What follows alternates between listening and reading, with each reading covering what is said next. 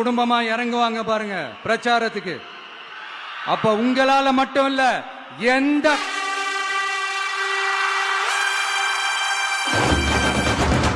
யாராலையும் தடுக்க முடியாது. சிஎம் சாரோட மனநிலை இப்ப எப்படி இருக்கும் தெரியுமா? ஏற்கனவே கட்சிக்காரங்க தொல்லை தாங்க முடியல, தூங்க விட மாட்டாங்க. இந்த விஷயம் தூங்க விட மாட்டான். நம்ம பாட்டுக்கு ஹைவேல சைக்கிள்ல சோலாவா போலான்னு நினைச்சோம். இவன் நாடானா மக்கள் சக்தியோட வந்துட்டு இருக்கான்.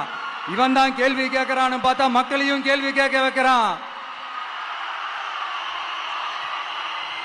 1000 ரூபாய் கொடுத்துட்டு இருந்தோம், 5000 ரூபாய் கொடுத்து ஏமாத்தலான்னு பார்த்தா அதையும் கேள்வி கேட்க வைக்கிறான். விசில் சத்தம் வேற விண்ண முட்டுது. கூட்டணி கட்சிகள் தொல்லை வேற தாங்க முடியல.